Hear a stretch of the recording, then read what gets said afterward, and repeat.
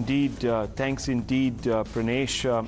We are going to move beyond this story of the wrestlers, which is taking an obviously political turn, to another issue, viewers, which dates back to our pre-partition days, to our pre-independence days. Viewers, why are we doing this? Because on the day the government let it be known that one of the heroes of India's freedom struggle, Veer Savarkar's legacy will be immortalised in textbooks, that his name will adorn a vital part of the Bandra Versovere sea link in Mumbai, a section of the ecosystem and its patrons, its political patrons, has recoiled in disgust, slamming the government for saffronizing the polity. But thankfully, the Academic Council is sticking to its guns. The Academic Council that has decided to introduce a chapter on Veer Savarkar in the curriculum of graduate schools. It has approved the change suggested by the Vice-Chancellor to add, the Vice-Chancellor of Delhi University to be specific, to add a chapter on Savarkar under Hindutva ideology for undergraduate students of political science. It's not just Savarkar's inclusion. The ecosystem is also upset that a chapter on poet Iqbal is being axed from the curriculum.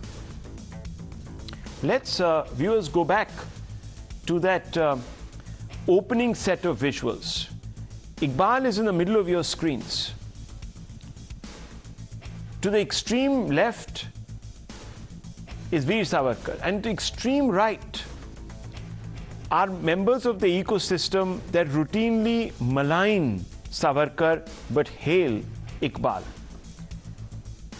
Now, when it was revealed that Iqbal is going to be removed, the ecosystem says this is another example of the Modi government excluding Muslim contribution to India's cultural heritage. Amidst the din, Delhi University Vice-Chancellor Dr. Yogesh Singh spoke to Times Now, and he has hit back at the double standards of the Lutyens Brigade. Listen in, viewers. Savarkar was a very prominent freedom fighter of our country. Savarkar was portrayed incorrectly in India, and the time has come that the Savarkar should be taught in Indian and higher education system in the right perspective. We all know that he has written a song "Sare Jahan Se Acha Hindustan Hamara." He was one of the founder of the idea of Pakistan. We teach our generations Muhammad Iqbal, and he is also the Rashtra Kavi of Pakistan, because we have our own national heroes. Well, viewers, despite the explanation by the Delhi University Vice-Chancellor, the opposition is not backing down. Listen in.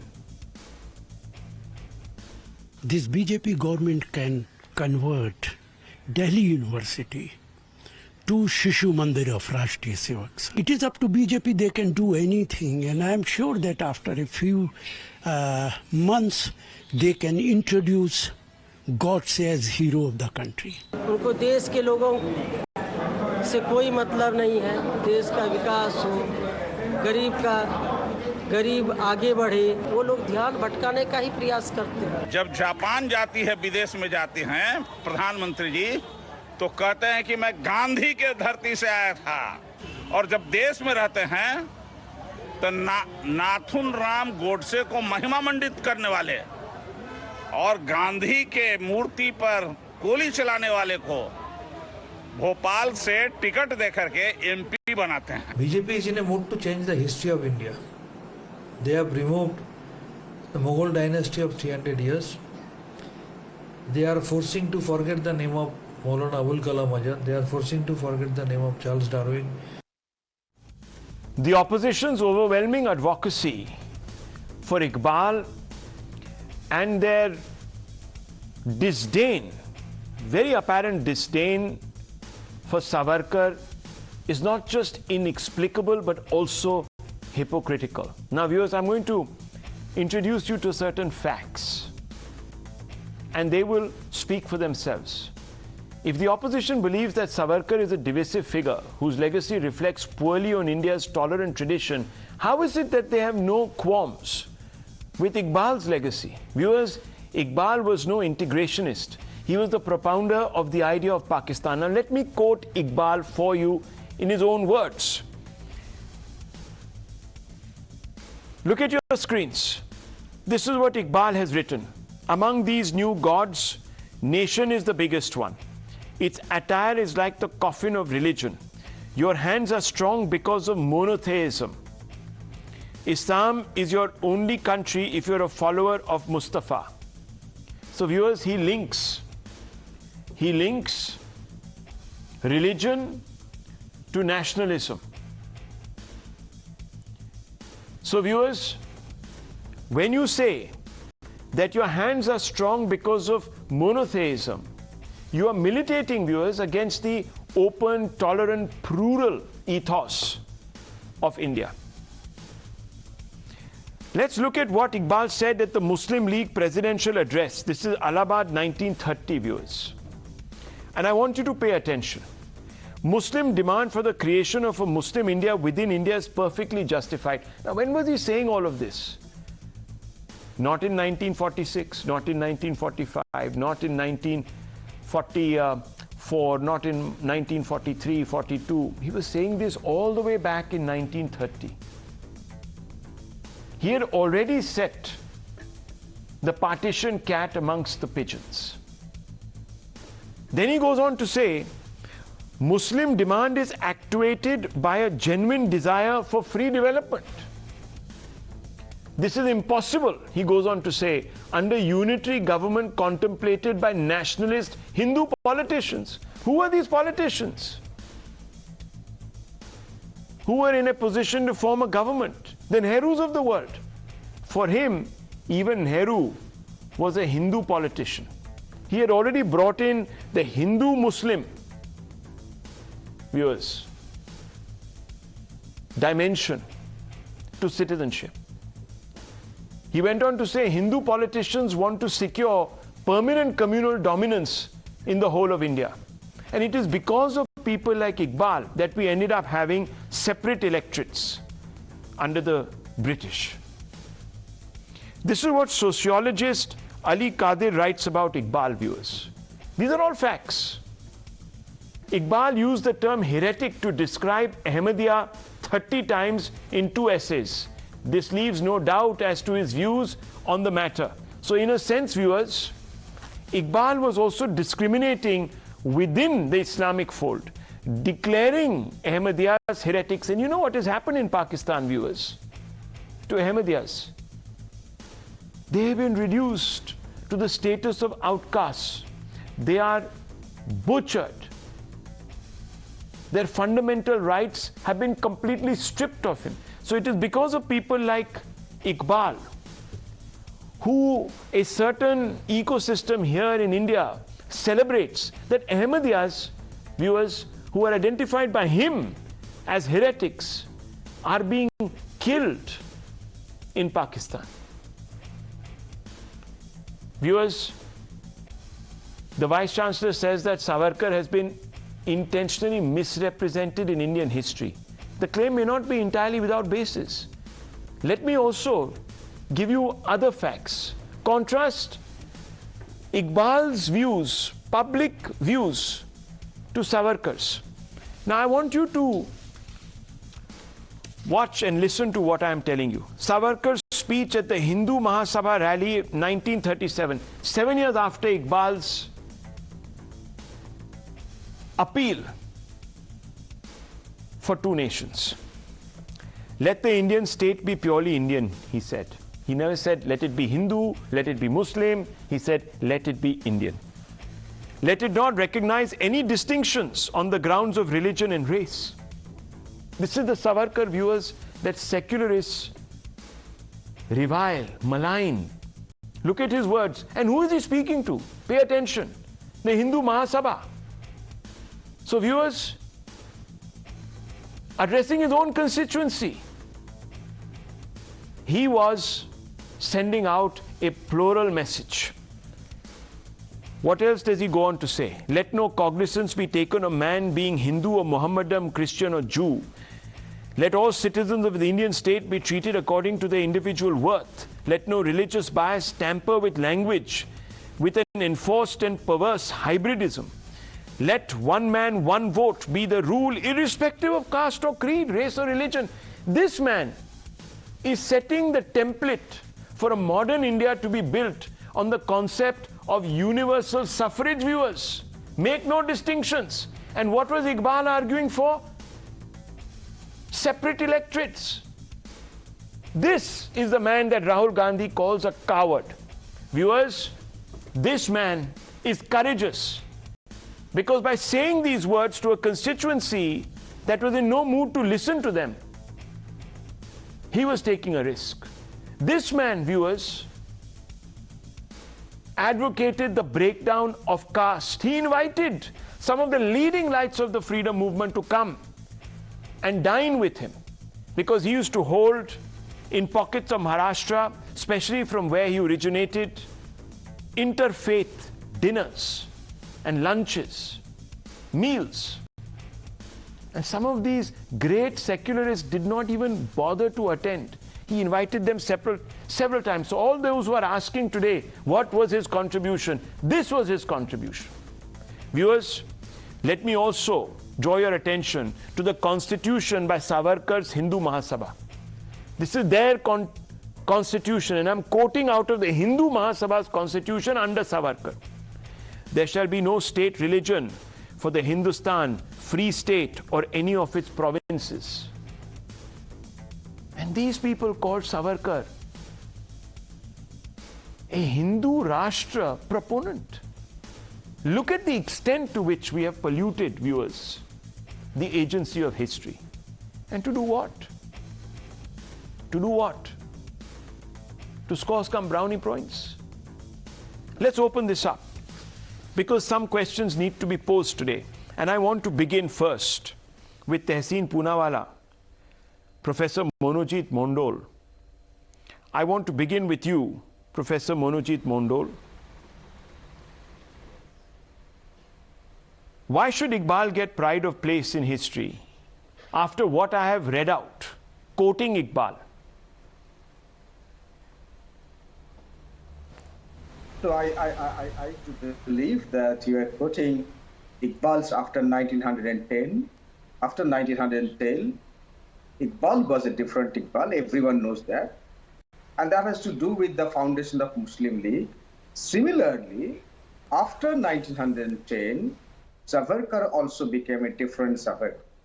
Let us believe that both these, the thinkers, the activists or freedom fighters, they had two lives in their one life. Savarkar, prior to 1910, definitely a great man, revolutionary person who first designated 1857 as India's freedom movement. Till that point of time, nobody knew that it was a freedom movement. But after 1910, of course, Savarkar should be assessed differently. After 1910, after he became he was jailed by the British, and thereafter all the saga of mercy petition take place. So we need to assess these, these activists, these, thinkers, let us call them politicians, from a multiple perspectives. You cannot have a single monolithic narrative to define these people. Savarkar, I repeat, before 1910, great Indian. Similarly, Iqbal, before 1910, great Indian. But after 1910, the same thing is true about Muhammad Ali Jinnah as well. Jinnah fought for Bal Gangadhar Tilak, who was a conservative Hindu. Everyone knows when Bal Gangadhar Tilak was imprisoned in 1898. It was Jinnah who was fighting his case. Everyone knows this. So, I mean, whole thing changed after 1907 with the foundation of Muslim League, followed by 8 years later, foundation of Hindu Mahasabha. Indian freedom struggle became polarized in two distinct perspectives, the Hindus and the Muslims. Let us acknowledge this fact. Gandhi tried his best to unite them. Right. Tagore tried his best to write about them. Okay, but so let me very quickly... Ultimately, it went to 1947, right, and we had two India. Okay, so let me very quickly, viewers, put to rest even this demarcation. After 1910, as I read out the speech of Mr. Iqbal, when was this speech given by Mr. Iqbal? In 1930. In 1930, viewers, Iqbal at the Muslim League presidential address advocates for a Muslim Pakistan or a Muslim homeland. Well, I am saying one second, Professor. Now, please. 1930, just one second. 1910. Yeah, please, just one second. And at the same time, Mr. Savarkar, in 1937, 7 years later, after 1910, to the Hindu Mahasabha, of which he was a founder, what does he say? And let me read it out, viewers, to you, because some people forget what I read out even 5 minutes earlier. He says, let the Indian state be purely Indian. Let it not recognize any distinctions on the grounds of religion and race. Completely opposite. He remains an Indian nationalist, viewers. Not a divider in chief. These are his words. Now, I can't help it, viewers, if some people will not accept the facts even when they are flashing in their faces, because they are so blinded by their bias. Let me also tell you, this is the constitution of the Hindu Mahasabha, and please Google it, viewers. Professor, 1 second. I never interrupted you, sir. I'll let you have your say. Why are you not allowing me to finish what I am saying? The constitution by Savarkar's Hindu Mahasabha, and it reads, there shall be no state religion for the Hindustan Free State or any of its provinces. So, Tehseen Poonawalla, why is the Congress getting so upset if Iqbal is being removed from a chapter of India's history? What's the big deal? Rahul, first of all, thank you for having me on the show. I don't think anyone should be removed or cancelled. I don't think there is anybody's completely negative. A simple reason, because we must learn our history. It's important to learn our history. Though I personally feel I wish this government spent as much energy in teaching people English and AI, but that's a separate debate because they are anti-English. Let's come to the historical facts. As Mr. Professor Mandal rightly said, where great personalities have different sides to their personality, great people have different sides to their personality. So did Iqbal, so did Savarkar. I'm not a supporter of Iqbal. I like some of his poetry, not all of it. Not a supporter of him. So I don't want to get into that. Let's speak about Savarkar. Yes, what you said about Savarkar. No, let's speak about Iqbal. I asked you the question about the Congress batting. I don't think. No, 1 second. Mr. Poonawalla, 1 second. Why are they upset about? They're not upset. They're saying just don't whitewash our history. Tomorrow. No, 1 second. No, they're not saying that. They're not saying that. Let me read out. Let me ask you a counter question. Allow me, sir, please. Tomorrow you'll say, and I'm not a supporter of Jinnah. I don't want to be branded that. But tomorrow you'll say Jinnah did not defend Bal Gandharv Tilak for my city of Pune when he said Swaraj is my birthright and I shall have it. People should know. Tomorrow you will say Hindu Rashid Alvi, viewers of the Congress Party. Who is he? I am going to. Who are you? Take his bite. I mean, why are you being so contemptuous? That's not right. No, you go take his bite. No, he's not suspended. He's not part of some extra plenary body. He's very much a member of the Congress Party. Sack him if you don't. No, hang on. Sack him if he's nobody of consequence. So what he said? So he says, Muhammad Iqbal was a great poet. He never supported two-nation theory. Why remove him from the history book? Why is he talking? Who's authorized him to speak? No, that's a different, you can ask your philosophical and rhetorical and all sorts of other existential questions, but that's not the question. I'm saying that we have a situation where the boss of the Congress Party, or viewers, even the boss, of course, the current boss, Mr. Kharge, and the shadow boss, ridicules Mr. Savarkar. So I'm coming to Savarkar. 1 second. Ridicules Mr. Savarkar, but his party bats for another divider in chief called Iqbal. Why? No one's batting. Why should it be? No, there is not just one. There are others also.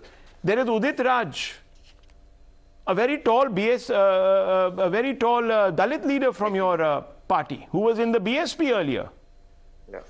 BJP also. He was in the BJP also. So there you go. He is also today speaking up for Mr. Iqbal. See, Rahul. No, what Rahul? No, the point is, viewers, can I make my point? The point is, you have Manojit Mandal, 1 second, who's a sympathizer of the TMC, and the TMC has been no less scathing about the fact that Iqbal has been removed and this gentleman, Savarkar's chapter has been included. Now, I want you viewers to pay attention to another little bit of research we did. Now, I've always done my research, viewers, before I get on air. This is Dr. Sarvapalli Radhakrishnan, former President of India. He says, emulate qualities of Gandhi and patriotism of Savarkar. Savarkar's character will always guide the new generations. What character was he talking about? Let me bring in Mr. Prem Shankar Jha, who has lived through large parts of India's history. Veer Savarkar villainized to the point of being disdainfully referred to as a divisive figure. Mr. Jha, the history that I am quoting, the leaders I am quoting, some of them redoubtable secularists, have a different view. Indira Gandhi, P.V. Narasimha Rao, Yashwantrao Chavan, first Chief Minister of Maharashtra, Balasaheb Desai, former Congress Neta and Maharashtra Minister Sharad Pawar. I can go through the list and what they have been saying. And including Mahatma Gandhi, C. Gopalachari and Sushil Kumar Shinde, another former Chief Minister.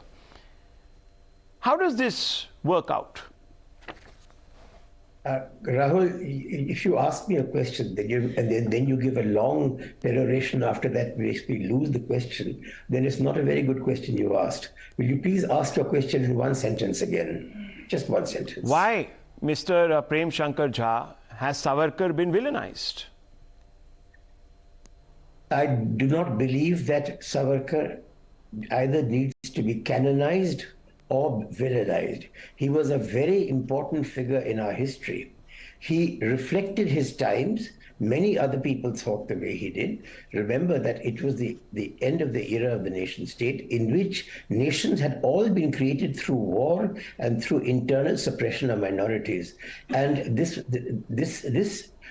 pattern was taken to be the only pattern for nation building at that time. Savarkar studied in England. Savarkar had the Shivaji Fellowship there. He was a very, very intelligent man. He grasped all this, and let us face it, he believed for much of his life, until his later change from the Andamans, that violence was justified for a purpose, and the purpose just was right.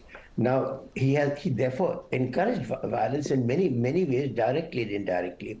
He definitely is a very important part of our history. There's no question at all about it. And his understanding of Indian nationalism goes beyond that of the people of his time. But I have to say one thing, that you cannot then distort history to make him the most important figure, or at the expense of others.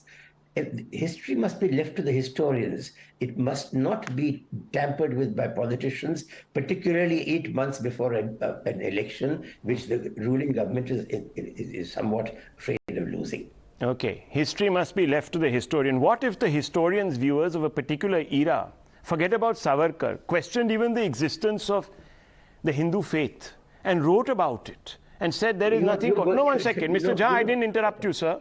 Sorry. I didn't interrupt you, sir. Accept that, Rahul. Thank you. Yes. Okay. Please, just give me a few seconds. I just want to round up what you said. The second point that you made, Mr. Jha, was a more elemental one, that he advocated violence. He justified, in fact. Those are the terms you used. Dharmo rakshite rakshita is a term that is found in the Bhagavad Gita.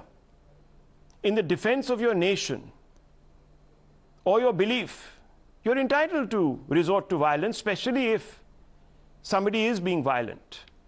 It's your dharma. So that's another strand that we ignore. Maybe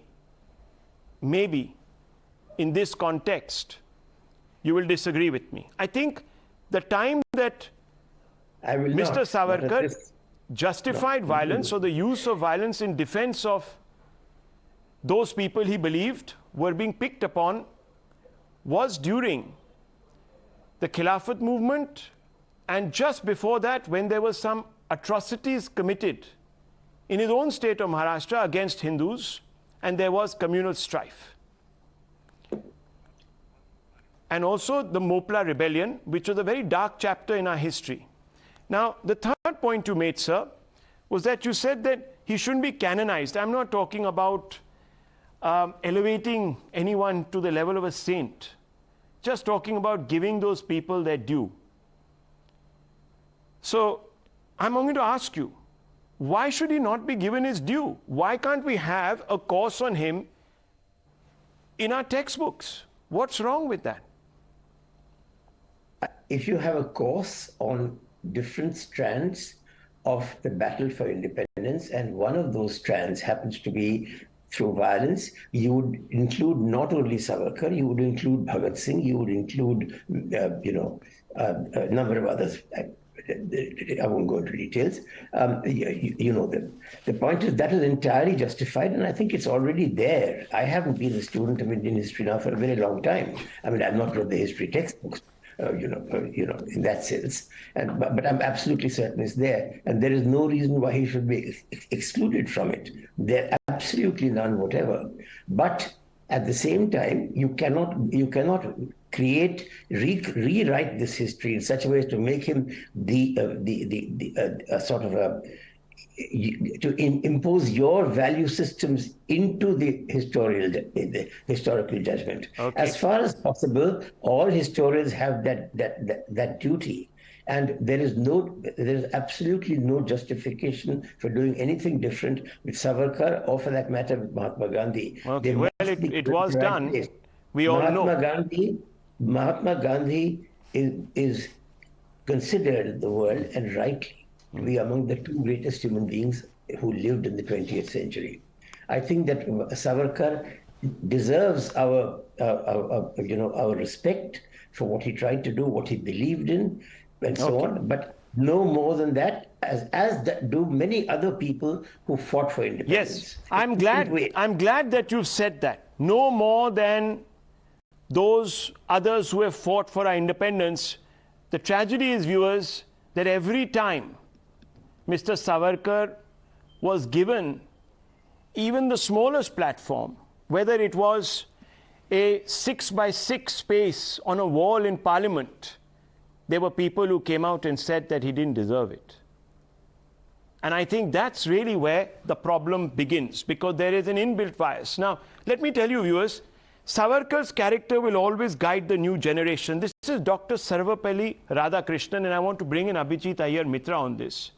Mr. Mitra, we all know Dr. Radhakrishnan was a great philosopher also.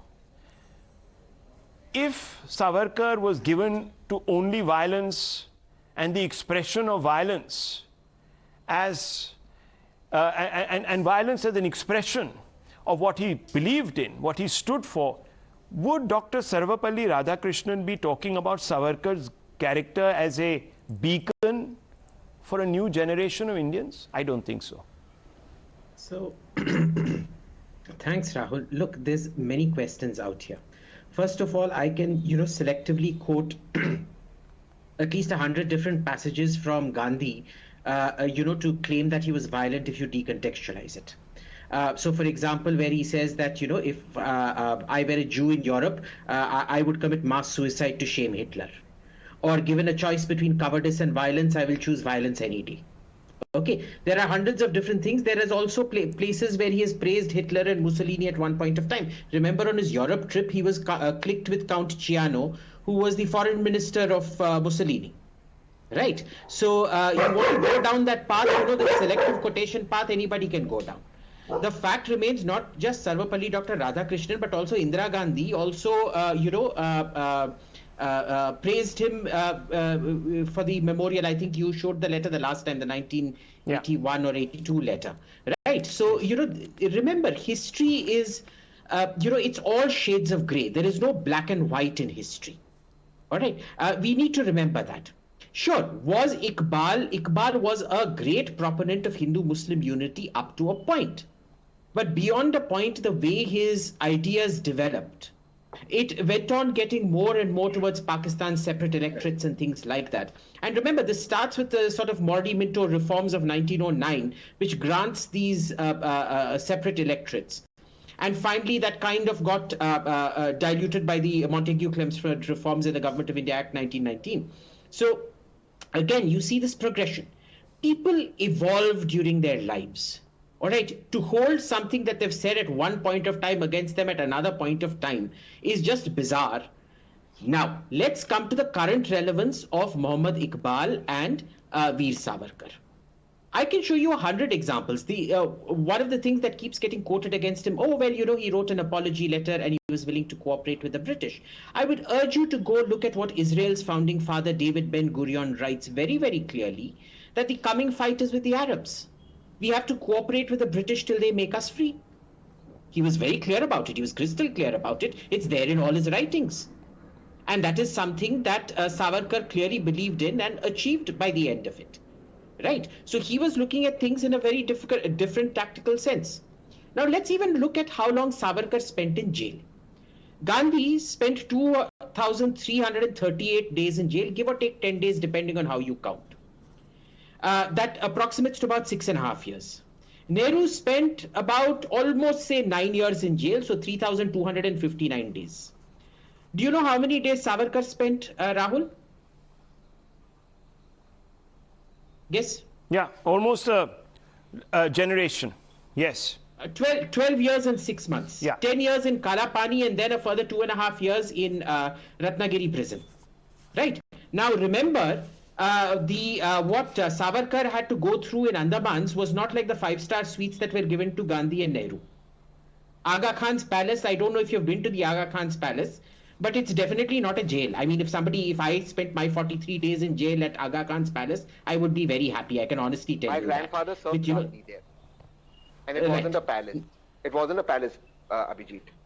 Well, the Aga Khan palace was very much a palace. My paternal grandfather served Gandhi there. One second. Let him finish, Mr. Poonawalla. But Abhijit is right. Abhijit is right about the Aga Khan palace. So Gandhi lost Kasturba. So remember, let him finish. Would you let him finish, please? Even the caliber of jailing was of a completely different nature. Next, is it true that Savarkar played a role in the political development of India? Ultimately, look, history is a subject that is very dynamic. It keeps changing depending on the relevance of a political idea. What is relevant today is not relevant before. Before, when we were kids growing up, all we used to learn was about kings and queens. Yes. Henry VIII had so many wives, Henry the whatever had so many wives. Today we learn it as a humanities, how climate change affected history, etc., etc. So when a political climate changes, your history books also change. The context of them, the way of teaching them changes. Okay. At one point of time, Iqbal may be important, but today you tell me what is the political relevance of knowing Iqbal as opposed to learning about the political ideas of, say, Savarkar, which is the ruling dispensation today. Okay. Let me get in Dr. Prashant Bhartwal, Assistant Professor of Sri Aurobindo College, Delhi University, on this question. The charge, I think, that was made by Mr. Poonawalla was, you are encouraging a cancel culture. Dr. Bhartwal, respond to that by blanking out Iqbal. No, sure. The cancel culture, it's very easy to say such things without even pondering over the real things and real elements. And I believe that it is not just the question of Savarkar. It's become a habit of the position to defame Savarkar on any grounds, on every grounds. Whenever matter comes to Savarkar, they always are ready to shout anything without any fact base or anything historical, without any checking the historical facts. And recently, what I believe that Honorable Vice Chancellor has already cleared the points that on what grounds they have omitted the chapters, they have cleared his intentions and the mandate. And if you are saying that we are promoting, or the university curriculum is somewhere promoting the cancel culture, it is somewhere you are doubting over the intent of the syllabus, or you are not just doubting, you are also claiming that there is no need to read the Savarkar. But on what basis? because you don't have any strong based or a strong evidence against Savarkar. All the things you have only to say that the mercy petition and the rest of the thing, but without even recalling and revisiting the historical facts that even there were many congressmen, there were many other leaders of his contemporary time who applaud his activities, who appreciate his work. Not only, as you said, C. Rajagopalachari, Dr. Sarvapalli Radhakrishnan, even Dr. Ambedkar supports his intercaste marriages and Sparsh Bandi initiative in this Mahat Satyagraha. So if you are criticizing, if you are saying that there is no need to read Savarkar, on what basis? I don't know what basis they have.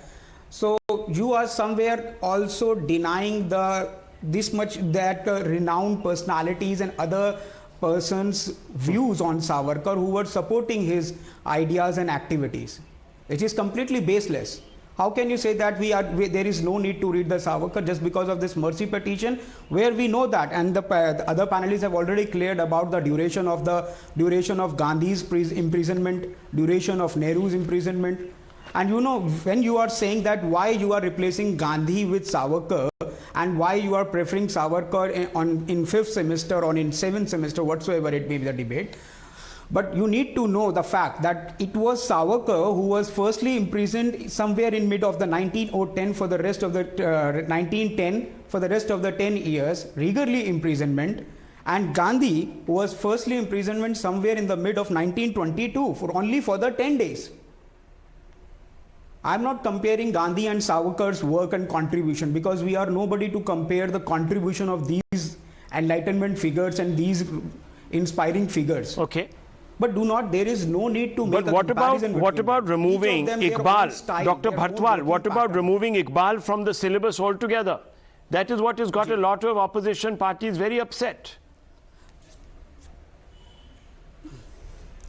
You already said that Savarkar always quote that we are working for Indians. Okay. That Indians, or the word is always in his text, in his context. From the very beginning to the end. Okay, I got it. Let me bring in Tuhin Sinha, spokesperson of the Bharatiya Janata Party. Yeah. Tuhin Sinha, the charge inevitably is that you're saffronizing our syllabus, you're saffronizing our polity, you're saffronizing our view of our heritage. Respond to that. Well, good evening, Rahul. Let us accept once and for all that the version of history we have been taught in our schools and colleges has been an extremely limited version. So we are not saffronizing it. We are adding all the other colors which were missing. There were many more layers to the freedom movement than the conciliatory movement we have been taught about. There were the revolutionaries, there was the subaltern freedom movement, of which I have been writing, and there was the Hindu nationalist movement, of which very little has been written. So I think this is the time when all of these need to be incorporated. Now, coming specifically to Veer Savarkar, in terms of whether you take his physical bravado or mental resilience or his unflinching commitment to Hindu nationalist ethos, I think his contribution has been unparalleled. When I speak of physical bravado, even before his conviction in 1910, we need to realize that his involvement with India House, a revolutionary group's activities in England, had him punished. He was being brought back on a ship where he tried to escape in France. He was handed back by the French authorities to the Britishers. Obviously, we have known about his mental resilience in jail, in the cellular jail for 10 years. But very clearly, why does the BJP lie? Just one second. Only one part. You know, the professor says that Gandhi was arrested in 1918, Savarkar was arrested. There are many other parts to it. Gandhi only returned to India in 1915. How will he be arrested before that? He was in South Africa. I mean, you come on national TV, make up facts, and then I'm stunned about this. He returned to India in 1915. Why was he not arrested? What is Tehseen talking? Are you the anchor of the show? You didn't allow me to complete. Tehseen, you need to realize that if Savarkar has been brought in chapter 5 and Gandhi in chapter 7, it is largely because of the chronology of events. What are these chain of events, sir? No, but hang on. There is a misconception here. Let me step in. Excuse me, gentlemen, please. Let me step in. That has been clarified. That change in sequence is not happening. That's been clarified. I don't know where this fake news erupted from. No, Tehseen Punana, 1 second. There's no sequence issue. The issue is, viewers, this constant hyphenation, this refusal to accept that Savarkar also might have undergone a change in his outlook. He's ossified in time. His one or two statements, decontextualized, have been hung around him like the proverbial noose. And that's the only prism through which we look at Mr. Savarkar. There is no room here for nuance. On the other hand, a huge plethora of the ecosystem will stand up and say, oh, the removal of Iqbal is once again establishes how the Muslim contribution to our nation building is being ignored. Manojit Mandal, I mean, that's a ridiculous statement to make. I agree on one issue with my dear friend Abhijit, that history is indeed a shades of grey. You know, a great poet said that history is full of cunning passages and contrived corridors. History is indeed like that. My only limited point, are you going to read Savarkar even after 1910? All those mercy petitions begging in front of the British, they are going to serve you. Oh gosh. Many people will follow my example. I will clarify. And that not also. just that, one very interesting fact, Rahul. Can I complete the point? Just hang on. Let him finish. Let him finish. You can respond to Insina. The longest serving president of RSS, Mr. Golwalkar, how did he jail with Mr. Savarkar? Or why even Savarkar was not part of being RSS so actively? That's questions you need to ponder over. Even Golwalkar did not have a good relationship with Savarkar. He did not believe in Savarkar politics or Savarkar idea of, Marxism or what he did. Please read that history as well. Savarkar lived till 1966. And hang on.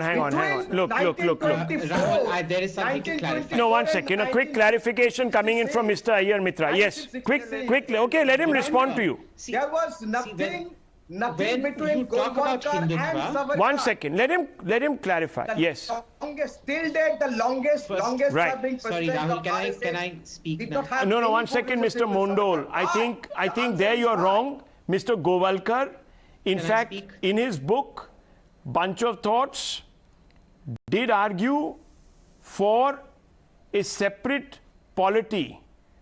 I'm not saying that. No, 1 second, please. No, 1 second. Today, no, 1 second. Can I just make a quick point? No, you see, you can't argue. Look, I mean, either we go around denying the facts. Now, you yourself say history is grey, this, that, the other. Now, hang on. Mr. Iyer has a point to make, and then I need to move on. Yes, go ahead. Within Hindutva, Rahul, you have to understand that there have always been two major streams. Okay, the first has been a very progressive stream, which is what Savarkar was, and second, you've had Golwalkar and Hedewar, who have been the more conservative stream. Now, every stream of political thought has a conservative wing, a progressive wing, a regressive wing, all of that. Now, what is so surprising about that? Okay, second. Apology letter लिखा तो क्या हुआ? नहीं तो क्या हुआ? नहीं राहुल गांधी ने भी अपॉलॉजी लेटर लिखा था ना सुप्रीम कोर्ट को.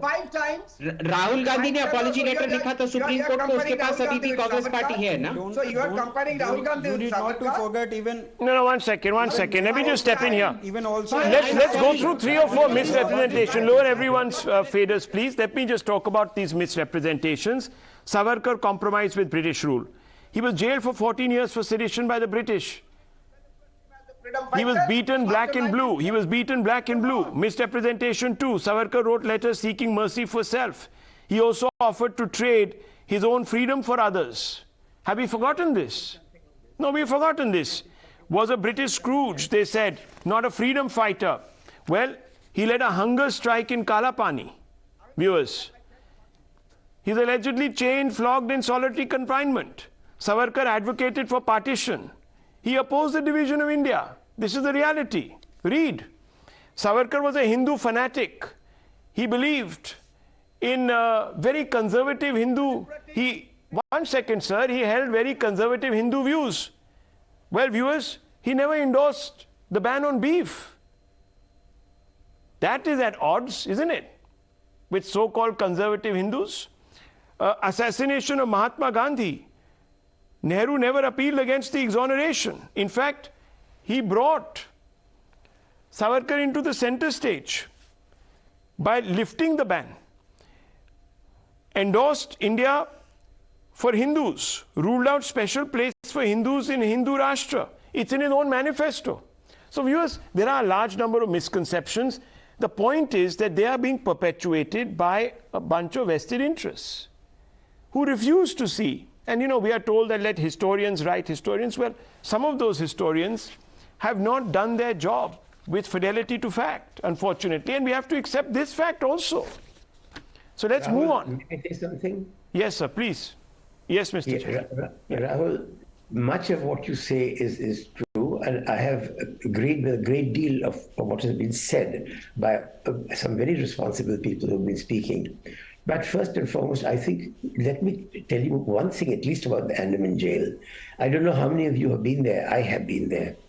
There are many ways of torturing a human being. You know how they tortured Savarkar? Let me tell you, if you don't know it already, and probably some of you don't, his cell was directly above the execution chamber.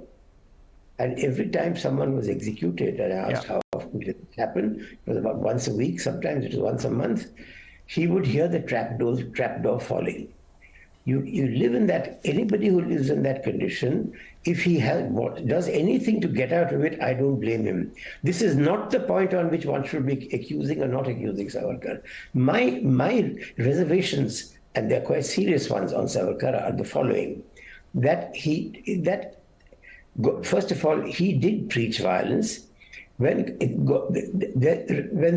RSS decided, someone decided, Godse, let's say, personally decided that he would assassinate Mahatma Gandhi, he went to get Savarkar's blessings. Why did he do that? Why did Savarkar not tell him killing is not the way to go? Then later on, after Mahatma Gandhi's assassination, there was not one word by Savarkar condemning this. Savarkar didn't only believe in violence as a way of fighting the British. Savarkar believed in violence as a way of fighting anybody who disagreed with you. Now, Mr. And I think that is what I find him complete. All this needs to go into a history book. Yes, I'm not saying yes. Not history. Mr. Jha, a lot has already been. Look, that's the only, as I said, only one facet of an individual's life is constantly commented upon. And you are also reinforcing just one facet. We choose not to look at the other inconvenient facts because that is how we've been tutored by a whole bunch of historians that have decided to pick at one stream. Now, hang on. Let me just end this debate because we can go around in circles. If people are going to resolutely stay in their little cubby holes and not see the other side, there is no meeting ground. We'll all have to agree to disagree, which I think we are all humbly doing. But the point is, viewers, there is another side to this whole conversation that has been captured by Vikram Sampath, for example, in his 2 authoritative volumes on Veer Savarkar. Those are not for mass reading, unfortunately. Until they're not, what we've been taught about Savarkar through the instrumentality of the state will linger unless someone comes and sets the record straight. If there is someone wanting to do that, it should be welcomed in the interests of a balanced history. Because if you don't know your history, you're never going to ever be able to comprehend your future or even plan it. So viewers, let's move on. I also want to refer to another big story today. There's a massive win for